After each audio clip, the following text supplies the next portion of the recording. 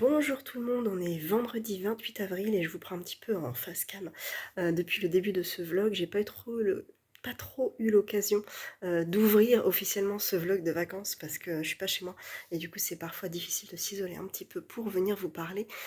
Donc voilà, je suis en Alsace chez mes beaux-parents et j'ai pris des bouquins dans ma valise. J'ai bien lu, j'ai vraiment beaucoup lu et c'est pas fini parce que les vacances ne sont pas terminées. Je vous avais dit quoi? Bah rien, parce que j'ai pas ouvert ce vlog. Vous avez vu des images hier, j'étais à Célestat, donc je vous ai mis des petites images. Alors, au niveau lecture, je les ai plus là parce que mon conjoint est rentré plus tôt et il a pris les bouquins dans la valise parce que moi j'ai que un sac pour rentrer après avec mon fils. Donc j'ai lu Bernard Minier, Un œil dans la nuit, que je vous mettrai là, je pense. C'était mon premier Bernard Minier et bah, c'est pas mon dernier parce que vraiment j'ai beaucoup aimé. J'ai bien aimé Servaz. Alors je sais qu'il y a 8 tomes avant celui-là, donc bon, il y a plein d'informations que j'ai pas, évidemment. La fin, la toute fin, je sais que Mag m'avait dit oh là là, la fin elle est terrible, terrible, terrible. Et quand je l'ai lu, ça m'a pas fait grand-chose, mais j'imagine que quand on a lu les 8, ça doit être violent parce que j'ai senti qu'il y avait des choses qui se passaient que moi je n'ai pas compris parce qu'il me manquait plein d'informations, mais c'est pas grave du tout. L'enquête se lit totalement indépendamment. Il y a un personnage qui s'appelle Léa qui a l'air très importante pour Servaz. Alors moi je suis complètement novice en minier, mais je me doute bien que vous savez de quoi je veux parler quand je parle de ce personnage si vous avez lu les miniers. Mais voilà, en tout cas, l'enquête se lit très bien. Le bouquin est génial, bien écrit, très prenant. Il fait 500 pages. Je crois que je l'ai dégommé en 2 jours et demi. Peut-être 3 jours. Mais je pouvais plus m'arrêter. Il est hyper bien mené. On est avec Morbus Delacroix, qui est un cinéaste assez réputé pour être un peu borderline, et une jeune étudiante qui s'appelle Judith, qui fait une thèse sur lui, et qui va avoir l'autorisation, le privilège de le rencontrer, même de dormir chez lui. En fait, elle va être invitée pour quelques jours pour pouvoir faire sa thèse et être au plus près en fait de Morbus, et l'étudier, étudier son travail surtout. Sauf qu'elle va aller de surprise en surprise et pas forcément des bonnes surprises. Donc déjà, cette partie-là était très intéressante. Ensuite, on a la partie avec Servaz et quelque chose qui touche à l'hôpital psychiatrique et au cinéma, parce qu'on va découvrir un corps avec plein de cicatrices, plein comment dire, de sévices qui ont été faites sur lui, qui est mort bien sûr. Et en fait, donc c'est dans un hôpital psychiatrique et son voisin d'hôpital, enfin de chambre, a disparu. Donc il regarde les images, sauf que sur les images, on ne voit rien. On voit une infirmière qui rentre, qui sort, et on voit pas de personne qui s'échappe en fait, qui part. Donc on se dit mais comment il a pu sortir de là, par quels moyens, c'est pas possible. Donc il y a déjà toute une enquête autour de ça. Et en parallèle, on a un prêtre qui confesse, enfin non, qui reçoit la confession d'un homme qui s'appelle Stan de Wells, qui est sur le point de mourir. Non, c'est pas lui, c'est Mathias Lugier, qui est sur le point de mourir et qui donne un message en fait au prêtre et qui lui dit qu'il faut qu'il aille voir cette personne parce que ce message est pour lui. Et ça tourne aussi autour du cinéma. Donc vraiment, il y a le noyau central avec Morbus et le cinéma d'horreur, et puis l'enquête avec Servas, tout ça. Donc c'est vraiment très réussi pour moi. J'ai trouvé ça super addictif, passionnant.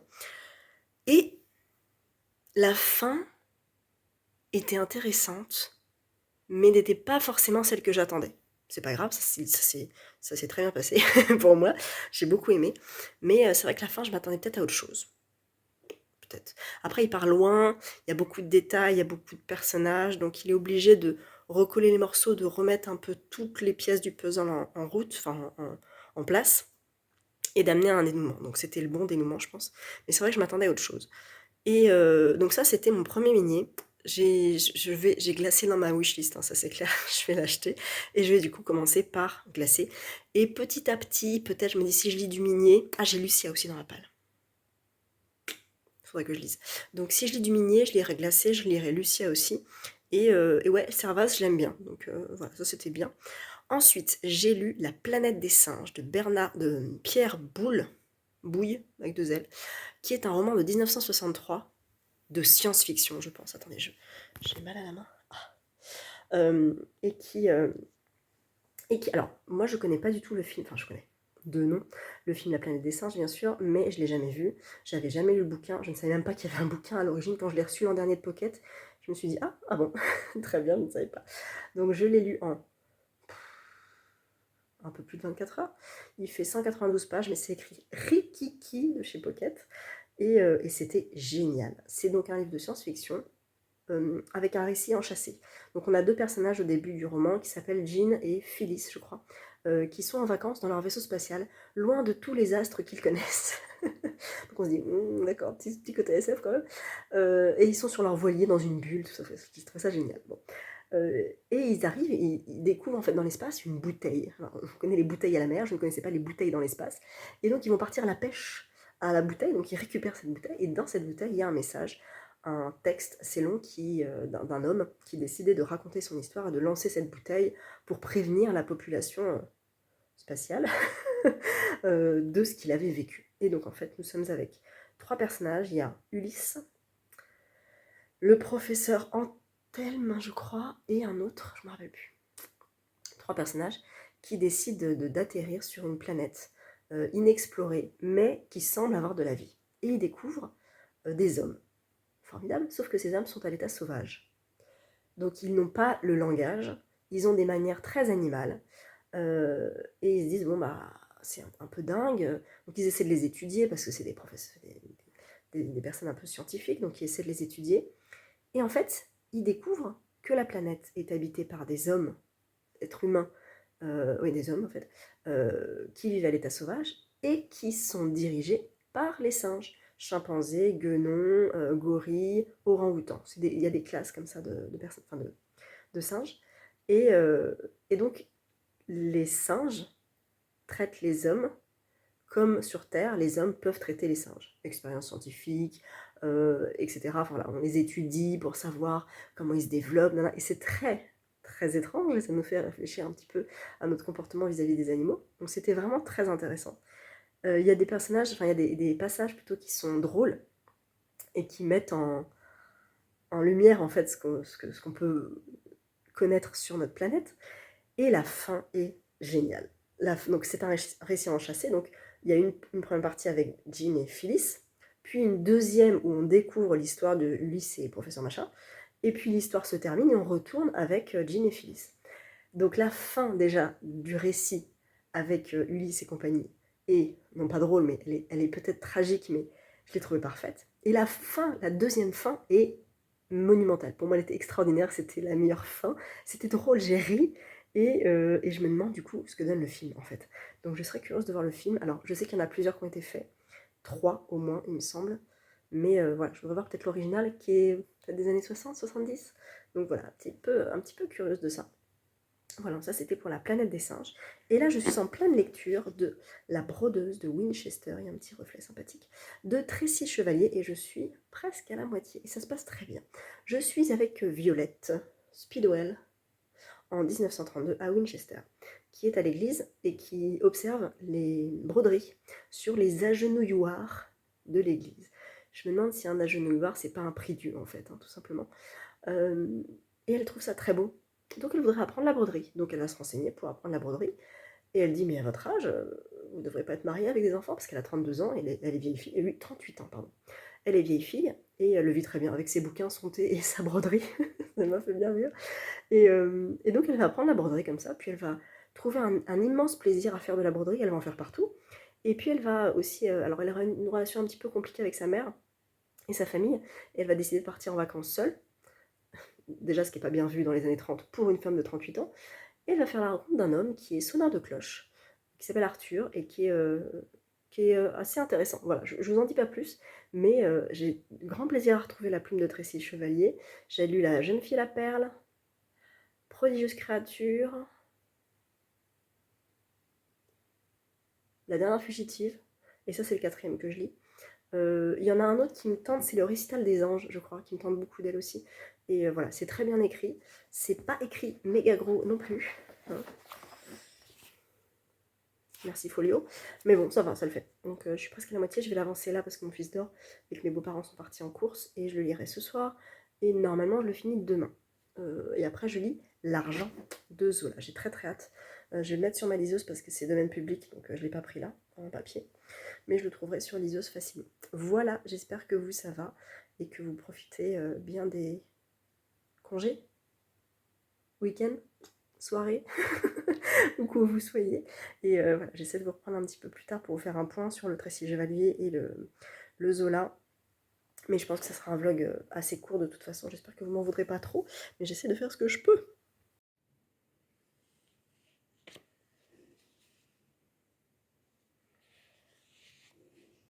Nous sommes samedi après-midi et je vous reprends pour vous dire que j'ai terminé La brodeuse de Winchester de Tracy Chevalier, qui était une très très bonne lecture, très belle lecture, très bien écrit. Pardon, j'ai eu des retours de personnes qui m'avaient dit qu'ils avaient trouvé ça super long. Je peux comprendre, mais moi j'étais tellement bien dans cet univers que je trouvais pas ça long, je trouvais ça plutôt détendant, plutôt apaisant, et ça m'a vraiment beaucoup plu, cette histoire de Violette qui devient brodeuse, et enfin qui a cette passion pour la broderie, et qui va rencontrer Arthur, un homme de 60, un peu plus de 60 ans, qui lui est sonneur de cloche dans la cathédrale de Winchester, je crois. Oui. Ou peut-être non, peut-être pas la cathédrale, si, si, si. Et bon, bref, il va se passer quelque chose. Et le temps avance. On est en 1932. Il y a la menace d'Hitler qui arrive au pouvoir en Allemagne. Et alors, sur léger fond historique, parce que finalement, on n'en parle pas beaucoup. Mais bon, on aurait pu en parler plus, ça m'aurait pas dérangé. Moi, ça m'aurait pas dérangé. Moi, ce qui m'intéressait, c'était Violette. Violette, son histoire de broderie et d'agenouilloir, que j'ai regardé d'ailleurs sur Google. Je vous invite à taper Agenouilloir, vous allez tomber rapidement sur ceux de la cathédrale de Winchester qui sont très très beaux et qu'on peut encore voir, qui existent vraiment. Et d'ailleurs, à la fin du livre, Tracy Chevalier a une petite bibliographie des ouvrages qu'elle a lus pour ce roman justement.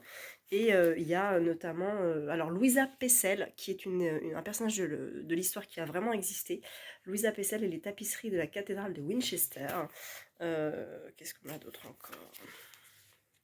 L'art campanaire, la cathédrale de Winchester, les femmes dans les années 30, l'Angleterre dans les années 30, et il y a beaucoup de détails en fait sur les recherches qu'elle a pu faire. Donc historiquement, c'est vraiment très intéressant et très proche des faits réels en fait finalement, et c'était vraiment top. J'ai beaucoup aimé, un de mes préférés je pense de Tracy Chevalier. Je crois que mon préféré ça va être Prodigieuse créature. Celui-ci juste après, La jeune fille à la perle. Et si je me rappelle pas du quatrième, c'est qui m'a pas marqué. La dernière fugitive. Ah, je me rappelle plus. Bah voilà, c'est celui qui m'a le moins marqué. Je crois que j'ai écouté. C'est peut-être pour ça. Si c'était pas les Mormons, c'était avec. Oh bref, voilà. Donc clairement, j'en ai lu 4, mais je n'en retiens que 3. Donc mon top 3 est là. J'ai hâte de lire le Récital des anges que j'ai dans ma wishlist. Et toujours un plaisir de retrouver la plume de Tracy Chevalier. Très très belle, très poétique. Et historiquement très très juste aussi. J'ai commencé ce matin L'argent de Zola, qui est le tome 18 des Rougon-Macquart. Et pour l'instant, je peine un petit peu parce qu'on est avec Saccard, Aristide Saccard, qui est le frère de Eugène Rougon, parce que Aristide, avant de s'appeler Aristide Saccard, s'appelait Aristide Rougon, mais il a changé de nom parce que dans la curée, c'est dans le premier ou dans le deux, il est dans la curée, et en fait, Saccard, ça fait plus argent, spéculation, et lui, il a soif d'argent, donc il change son nom de Rougon en Saccard, parce qu'il est marié à une fille dont le nom est proche de Saccard, et il va transformer en fait son nom en Saccard. Alors c'est bien écrit bien sûr, mais la bourse, c'est vraiment pas ma came. Donc je lutte un petit peu, je suis au chapitre 2. Je le lis avec Audrey Bouquin, qui elle a avancé de 100 pages et qui est un peu plus dans l'histoire, donc j'avance quand même un peu. Mais clairement, voilà, c'est pas... pour l'instant, c'est pas mon préféré. Au niveau du début, en tout cas, on n'est pas tout de suite dans l'histoire, on n'est pas avec des belles descriptions. On est dans un Paris haussmannien qu'on connaît maintenant avec Zola, et place de la Bourse. Et en plus, j'arrive pas à trop me concentrer parce que j'ai mon fils qui est un peu pot de colle en ce moment. Donc j'ai du mal à m'isoler, à part le soir. Enfin, je l'ai commencé ce matin, donc je lirai un peu plus ce soir. Mais voilà, j'arrive pas à être vraiment attentive complètement à ce roman parce que on m'appelle à droite à gauche, je fais des trucs et tout, donc c'est toujours plus compliqué, mais je pense que ce soir j'aurai plus de temps. Sur mon édition, je crois qu'il fait un peu plus de 400 pages, voire presque 500. J'avais prévu de le finir mardi, parce que mardi soir, mercredi matin, je commencerai le dernier Virginie Grimaldi. qui m'attend normalement dans ma boîte aux lettres. Et j'aurais voulu je sais qu'il va se servir de toute façon, mais j'aurais voulu avoir fini Zola avant mardi soir. Et ça veut dire qu'on est samedi encore cet après-midi, ce soir, dimanche, lundi. J'aimerais lire 100 pages en fait par jour. C'est un Zola, donc je me fais pas trop d'illusions. Là, si je peux arriver à la page 100 aujourd'hui, ça serait tellement bien. Mais voilà, il faudrait vraiment que je m'isole. Là, je vais essayer de lire un petit peu. Et puis voilà, il fait beau. J'espère que chez vous ça va. Et puis je vous retrouve un petit peu plus tard. Je vous pose la question de la semaine. Quel est l'auteur ou l'autrice dont vous avez lu le plus de livres? Qui et combien de livres avez-vous lu de cet auteur ou de cette autrice? Moi, en premier, c'est King, parce que j'ai lu une 40aine de livres. Je pense que je peux difficilement faire mieux. Zola, 17. Là, c'est le 18e. Et après...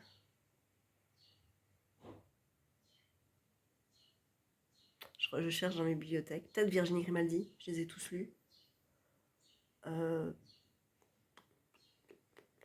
Bibliothèque. Ouais. Norek, j'ai tout lu, mais il n'y en a pas beaucoup. Olivier Ball, j'ai tout lu. Pas mal de thrillers hein, quand même. Stefan Zweig, j'ai dû en lire. Oh, faudrait que je compte. La peur, le joueur d'échecs, 24 heures de la vie d'une femme. J'en ai lu plus que ça. Hein. Je dirais 6, 5, 6 comme ça. Amok. La confusion des sentiments. Je regarderai. Mais voilà, je suis intéressée. Quel est l'auteur ou l'autrice dont vous avez lu le plus de livres?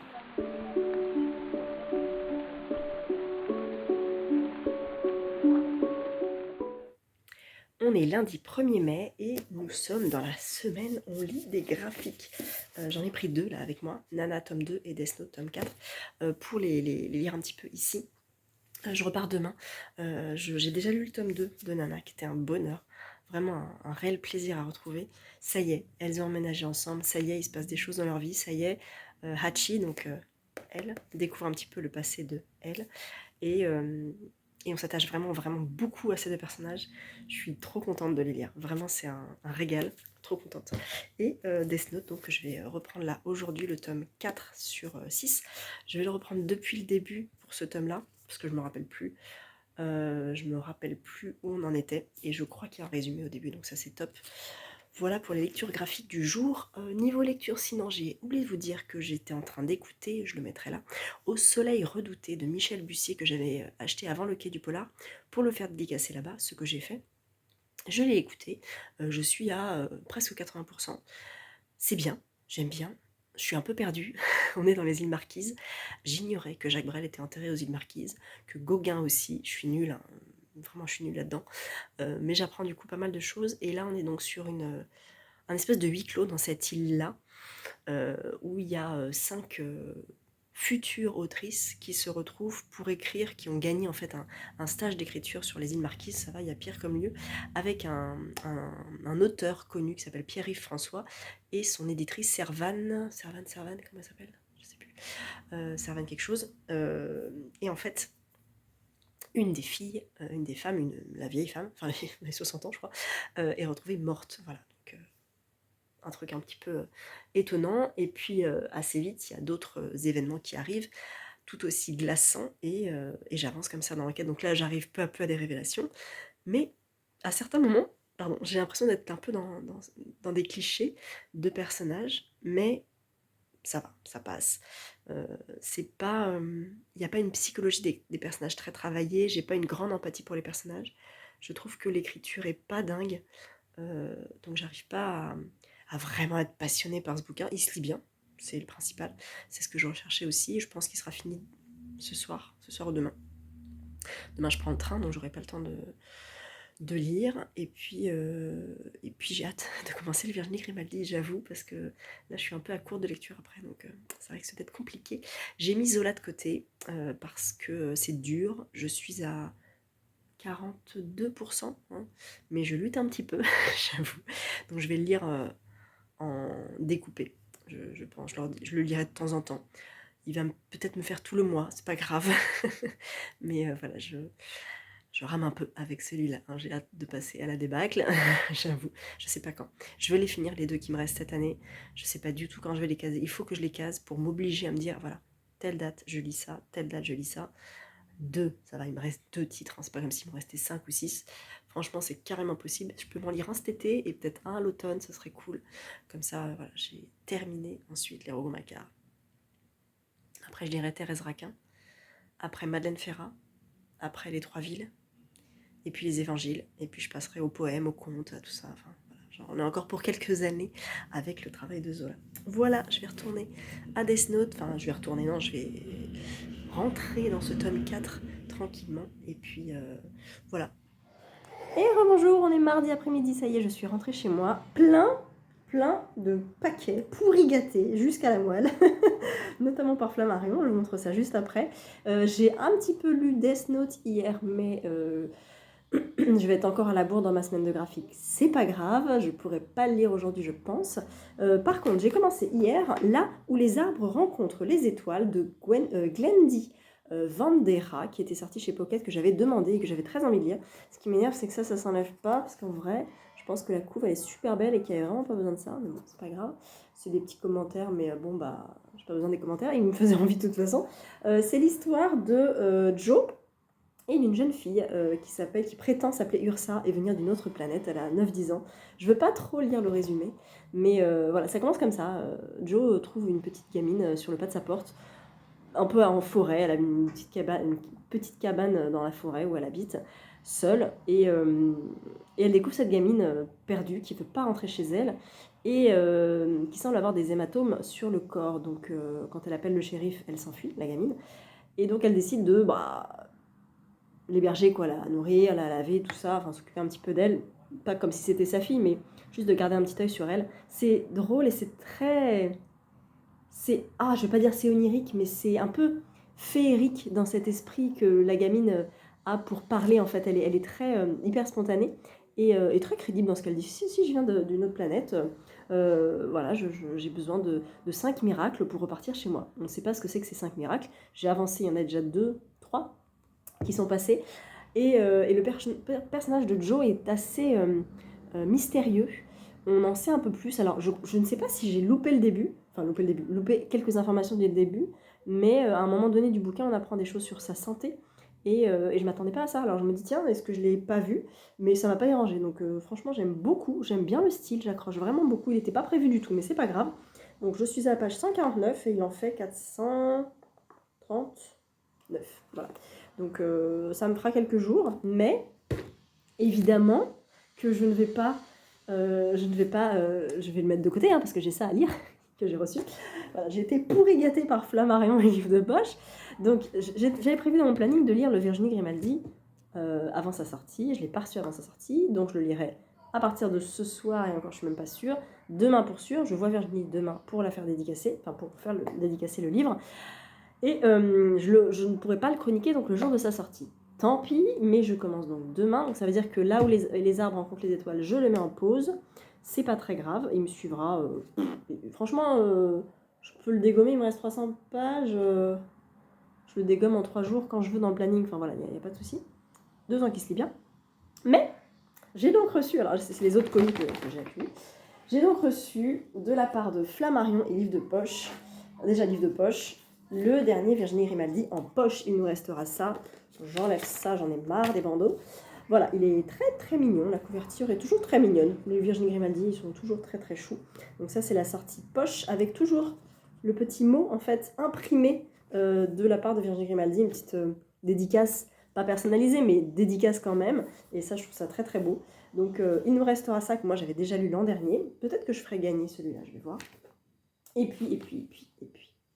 Une belle vie. Alors je suis complètement en raccord, c'était pas prévu, mais vous avez vu ce bleu? Il est beau, hein, c'est moi. c'est raccord, voilà. Donc ça, c'est un petit carnet à rayures, tout soft, tout doux, avec une sœur et l'autre sœur de l'autre côté, avec la lune, j'avais pas vu. Donc ça, c'est voilà, des petits goodies. Des jolis petits marque-pages soft, eux aussi, avec 2 citations du livre que je n'ai pas lu, mais je tomberai probablement dedans durant ma lecture, une petite carte avec un petit mot de Virginie qui me remercie, qui me dit qu'il est très ému de me confier la belle vie d'Emma et d'Agathe. Et nous avons également, je vais vous montrer déjà ça, parce que c'est un tote bag, une belle vie, et il nous restera ça. Bon, j'aime bien. Tote bag parfait pour l'été. Alors moi j'avoue, je me sers pas de ceux-là parce que j'en ai un encore plus grand de chez 10-18 de l'an dernier qui était vraiment top pour la plage. Mais bon, après, pourquoi pas. Après tout, je me dis, voilà, comme ça je me mets à la page des tote bags et je fais de la pub à Virginie sur la plage. Donc nous avons avec ça une magnifique pochette à livres faite par le label Emmaüs Alternative, qui est donc une association porteuse du projet Les Résilientes, qui a pour objectif l'accompagnement, l'insertion et l'autonomie des plus démunis. Ils ont une page Instagram, un compte Instagram, Emmaüs Alternative. Et là, Les Résilientes est le studio de design en milieu d'insertion professionnelle de l'association Emmaüs Alternative, dont l'objectif est de créer collectivement des collections d'objets à partir des gisements de matières issues des dons faits à l'association Emmaüs Alternative et qui ne peuvent être vendus ou redistribués en l'état. Je trouve ce concept top et ça ne m'étonne pas du tout que Virginie participe à ça parce qu'elle est toujours très impliquée dans ce genre de choses. Donc il y a un élastique, hop, un tissu un peu unique en fait, avec l'élastique qui est là, donc comme ça permet de sortir l'objet. Et là, on a aussi une petite étiquette qui nous dit « Une création pensée, les résilientes Emmaüs Alternative et Flammarion ». Donc, collaboration avec Flammarion. Je sors la bête. Vous la voyez, mais je pense que vous l'avez déjà vu passer partout. Il s'agit donc de Une belle vie de Virginie Grimaldi, qui est tout doux, qui est tout en relief ici, qui est très très beau, que je fais donc dédicacer demain, qui a également un petit mot. Je pense qu'elle fera ça maintenant sur tous ses bouquins. Serena fait la même chose également, je trouve ça très chouette. Et donc, voilà, le nouveau Virginie Grimaldi que je vais commencer ce soir ou demain. Il se lit très vite, il n'est pas très gros, il fait 17 pages. Ici, il est un peu plus gros que les autres peut-être. Je sais plus. Bon, bref, je le commence très prochainement. Et donc merci infiniment Flammarion, Emmaüs, Livre de Poche, Virginie, merci, c'est toujours très agréable de se dire que ce genre de maison d'édition et d'auteur pense à nous parce que je connais Virginie depuis... je l'ai découvert avec Le parfum du bonheur est plus fort sous la pluie, je crois que c'était en 2016. Je l'avais reçu des éditions Fayard, je me dis, oh, je dis pas de feel good. Je l'avais bouffé en 24 heures, j'avais pleuré dans le bus à la fin, comme une merde. Et j'avais dit, ok, c'est vachement bien. Et je l'avais rencontré à Saint-Maur, une fois, 2 fois, je crois. Et puis j'ai eu une grande histoire avec le livre Et que ne durent que les moments doux. Et puis depuis ce moment-là, voilà, je la suis au maximum et je lis tout ce qu'elle publie. Hein. Mais d'ailleurs, il faut que j'aille à McDo pour acheter un bouquin pour mon fils parce qu'elle les a écrits aussi. Je vais essayer de faire ça rapidement. Donc voilà, Virginie, c'est plus qu'une autrice, quoi. C'est Kokoro, quoi. C'est dans le cœur. Voilà, c'est une émotion, c'est les mots sur... Elle pose tous les mots vrais et nécessaires sur toutes les émotions qu'on ressent. Elle a une spontanéité et un humanisme et une humilité tellement belle et importante et qui ne va pas changer, je pense, qu'il faut absolument la découvrir. Même si on n'est pas très feel good, même si des fois on n'aime pas trop le style, il va faut quand même reconnaître que c'est une sacrée autrice et qu'elle n'a pas la grosse tête, et ça c'est top. Voilà. Ensuite, j'ai reçu magazine, parce que je suis toujours abonnée, à la Déferlante, le nouveau Déferlante. Et vous savez quoi, je ne sais pas quand il sort. Ça, je suis embêtée parce que j'ai pas regardé la page, le compte Insta, mais donc il sort là. Et c'est sur le thème de danser. Ça tombe très bien parce que c'est mon boulot. Dossier danser, l'émancipation des mouvements. On a aussi l'inceste commis par des mineurs, le féminisme et le capitalisme. Qu'est-ce qu'on a ? Le voguing. MeToo BD. Ah oui, l'affaire Bastien Vives. Cacher ce sein. Retour sur la mise au ban de la chanteuse Janet Jackson. Ah oui. Résister à la transphobie. Ah oui. Voilà. Écoutez, nouveau magazine étant en kiosque probablement bientôt, je pense. Je suis trop à la bourre sur les magazines, mais je me fais mes petites réserves peut-être pour cet été.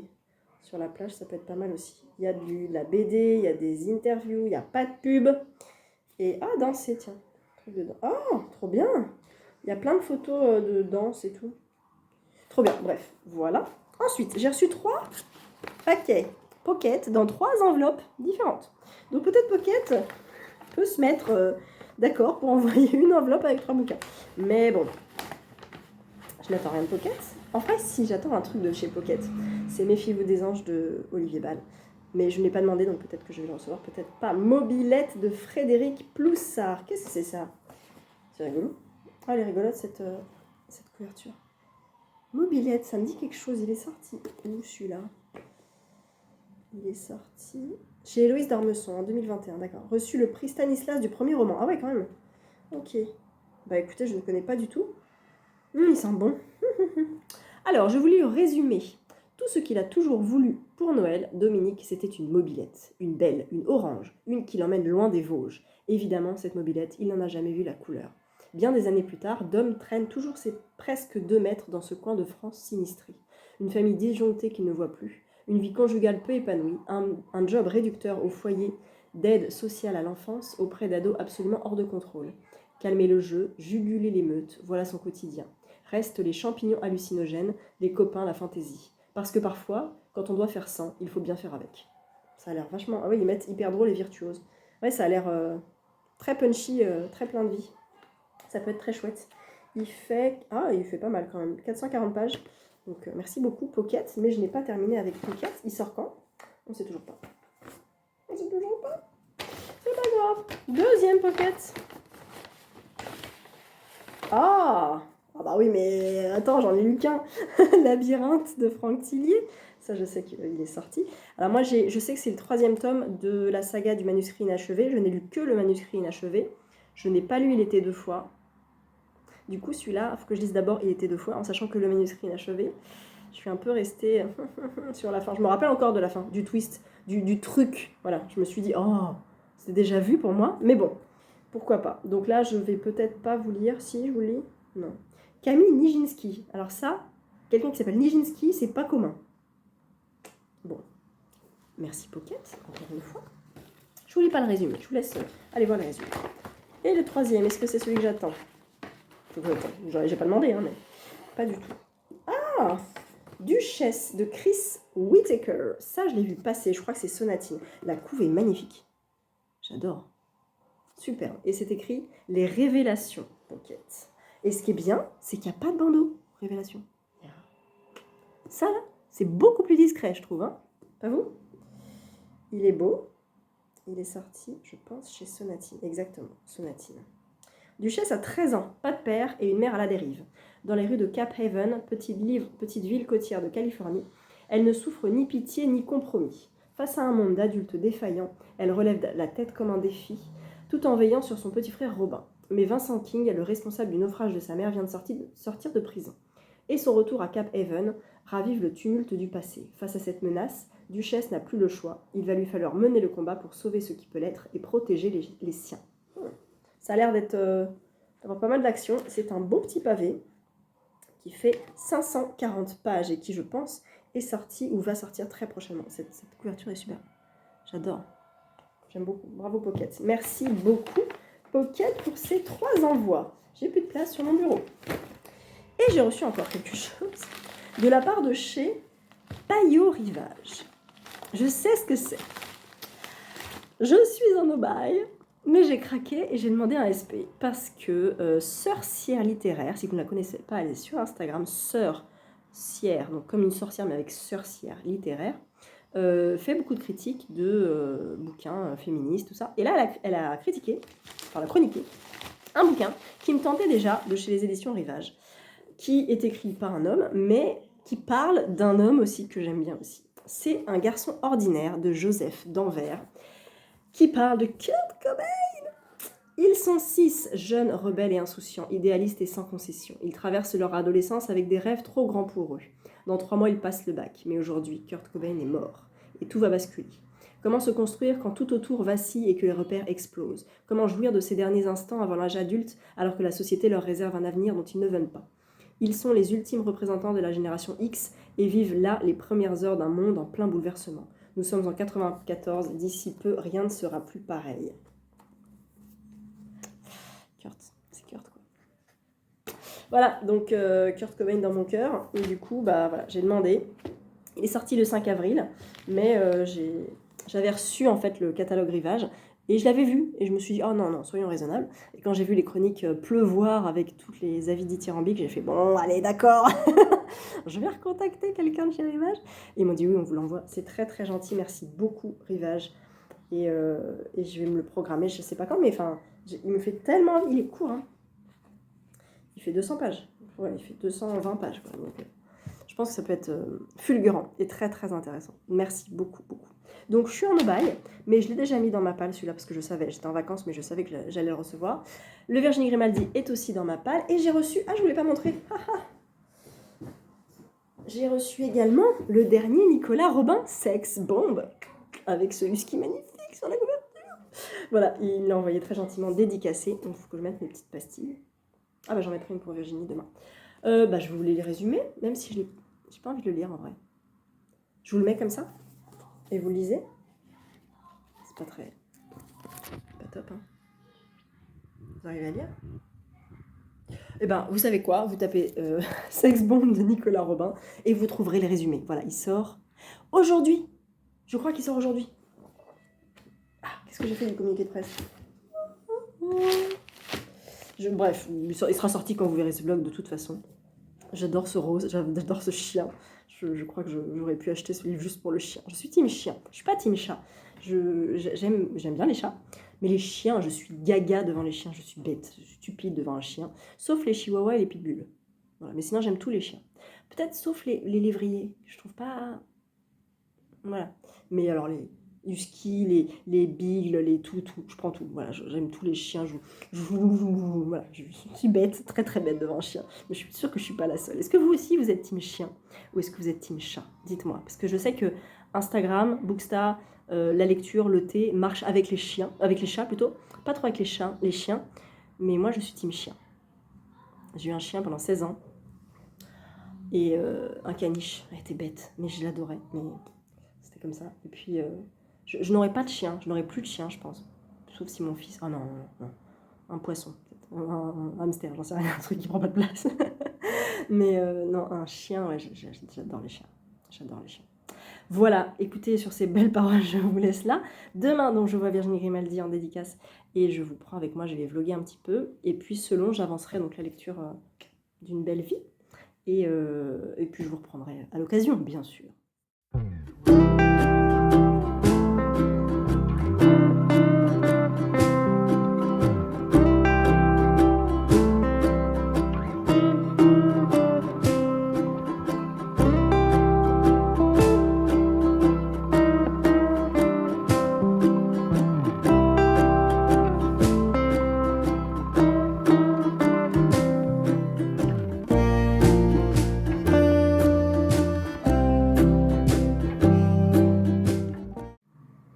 Nous sommes jeudi matin et je vous reprends pour vous dire que je n'ai pas encore fini le livre de Virginie Grimaldi, mais que j'ai bouffé 200 pages hier.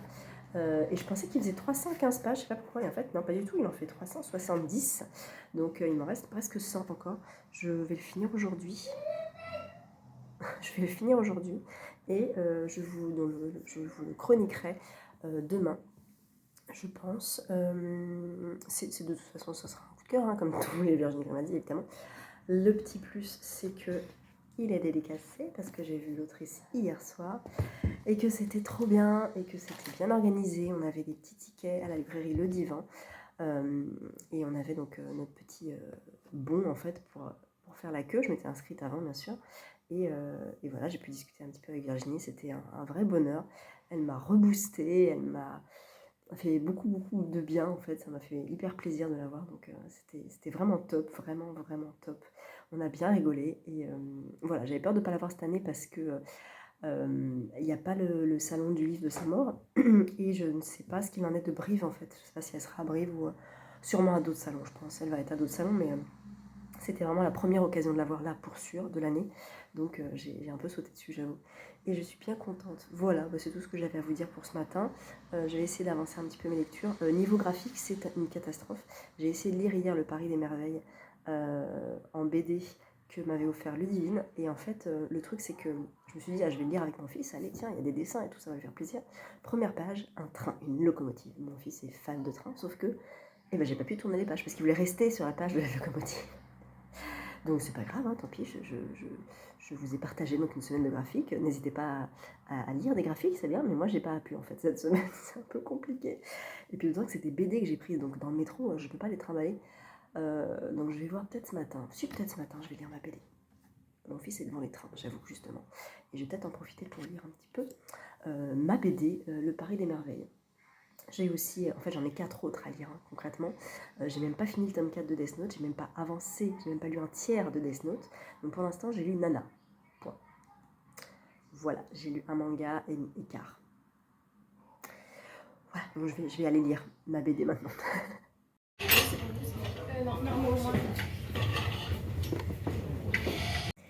On est vendredi matin, je vous retrouve après une soirée club de lecture hier. J'ai retrouvé les copines du club, ça fait des années qu'on se connaît maintenant.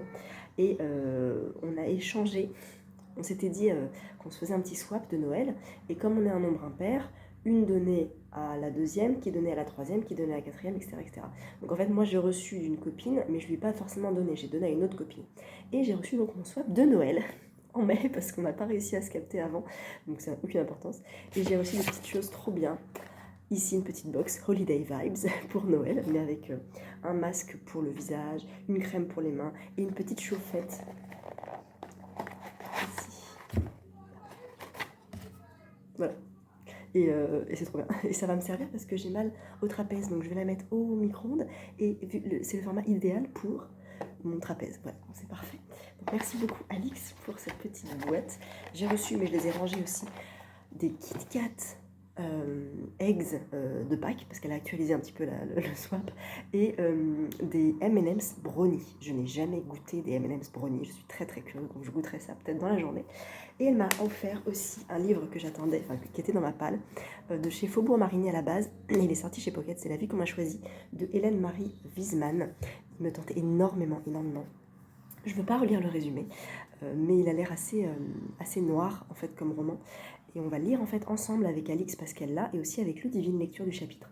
En août a priori, donc je l'ai mis déjà dans ma palle d'août, j'ai ouvert mon calendrier août. Voilà, c'est ma bouillotte que vous voyez là. J'ai ouvert mon calendrier d'août et j'ai mis donc ce premier livre dedans. Je suis trop contente.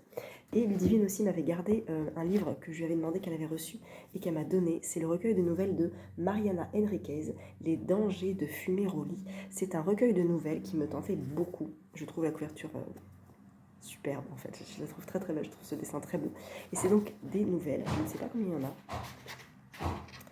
Je ne sais pas combien il y en a. Il fait 237 pages. Ah, il y en a 3, 6, 9, 12. Il y en a 12. Et apparemment, je crois que la première est la plus frappante. Mais voilà, je le picorerai doucement. Je ne sais pas quand, j'avoue. Mais voilà, je suis curieuse. Il est possible que je le prenne un jour comme ça, à l'arrache. Et voilà, très content. Donc merci Ludivine. Moi, j'ai avancé un petit peu le Wendy Vandera, là où les arbres rencontrent les étoiles. Je suis presque page 300 et je passe toujours un très bon moment. C'est très touchant. C'est plein d'humanité. J'aime beaucoup. Vraiment, j'aime beaucoup. Je pense pas que ça soit un coup de cœur, mais ça sera une excellente lecture et j'ai hâte de savoir la fin parce que cette histoire de miracle qu'attend Ursa, moi je l'attends aussi avec beaucoup d'impatience. Là, j'ai vu le 4e miracle, donc il en reste plus qu'un. Je soupçonne quelque chose, mais voilà. Et puis, est-ce que Ursa raconte la vérité? Est-ce qu'elle vient vraiment d'une autre planète ou est-ce que c'est juste une petite fille qui a beaucoup d'imagination? On a eu un élément très important de son être, en fait, d'elle-même, qui pourrait être une source, en fait, de son passé, mais peut-être pas. Bref, c'est pas très clair ce que je vous dis, mais moi, je sais de quoi je parle par rapport à ce bouquin-là. En tout cas, j'aime beaucoup, vraiment beaucoup. Et il y a beaucoup de dialogues, ça se lit tout seul. Donc, je pense que là, il va me faire encore aujourd'hui, demain, dimanche. De toute façon, je lis pas grand chose d'autre à part les graphiques. Je vais pas mettre autre chose avant lundi. Lundi, j'attaque L'île de Yule de Johanna Gustafsson avec Angie, que je lis. On lit ensemble parce qu'on l'a acheté ensemble au Quai du Polar. Donc on se l'est programmé là pour lundi. Et voilà. Niveau graphique, j'ai relu. Alors, je vous avais dit que j'avais lu Le Paris des Merveilles ou pas? Vous avez vu? Bon, j'ai lu Le Paris des Merveilles, qui est une adaptation BD du roman de Pierre Pével. J'avais écouté le tome 1 que j'avais adoré, j'ai très envie de les lire, de relire le tome 1 et de lire la suite, parce que la BD m'a un peu frustrée, parce qu'il se passe plein de trucs, mais on a plein de choses qui ne sont pas expliquées, du coup j'étais perdue, j'ai retrouvé certains éléments du tome 1, mais vraiment très très peu, et j'aurais voulu avoir la suite. Le tome 2 n'est pas sorti, et du coup je me dis, je pense pas lire la suite, je préfère me replonger dans les livres, donc si vous l'avez lu, dites-moi, convainquez-moi, convainquez-moi. Ça se dit convainquez-moi. Peut-être ça n'existe pas, convainquez-moi. Euh, il faut me convaincre de lire, de relire cette saga. Sinon, j'ai relu du coup le tome 1 du Château des Étoiles parce que je l'avais lu il y a bien 3 ans, je crois. Au moins. Et j'ai acheté le tome 2 il n'y a pas très très longtemps. Et le tome 1 est vraiment magnifique. Je vous montre quelques. Peut-être que je vous avais déjà montré. Mais j'adore le trait. Vraiment, le dessin est super. Je suis complètement fan. Et c'est très intéressant. J'ai beaucoup aimé retrouver ce premier tome parce que j'avais oublié plein de choses. Et je me suis mis une petite marque-page de chez Hot Charts que j'avais acheté à Londres. Donc le tome 1 est lu. Je vais essayer de lire le tome 2 aujourd'hui, histoire de ne pas être trop à la bourre quand même dans ma semaine de graphique. Et peut-être demain, j'attaque Sherlock. Ce serait pas mal. Voilà. Sinon, que vous dire d'autre? Pas grand-chose. Je vais aller utiliser ma petite bouillotte là pour la mettre vraiment là. Parce qu'en fait, celle que j'ai là, elle est bien. Mais elle est grande. Et moi, c'est vraiment ciblé trapèze gauche en fait. Donc je vais essayer de la mettre au micro-ondes et de m'en servir tout de suite et de la mettre dans mon écharpe. Voilà, je vous laisse. Je vous reprends un petit peu plus tard. Nous sommes samedi matin et je vous reprends pour conclure ce vlog de vacances. J'espère qu'il vous a plu. J'ai eu plein de choses en fait pendant les vacances et je suis bien contente. Alors j'ai toujours l'œuvre de Zola en cours. Je lirai tranquillement courant mai. J'ai celui-ci aussi en cours. Je suis à la page 307. Il m'en reste un peu plus de 100, 130 pages à peu près. J'aimerais bien l'avancer aujourd'hui, le finir demain. Et on vous a parlé d'un événement avec Estelle hier en live sur Instagram, un événement pour la sortie de la saison des débutantes, le tome 1 et le tome 2 chez Albin Michel. On est partenaire avec Albin Michel pour un book club autour de l'univers de MC Beaton.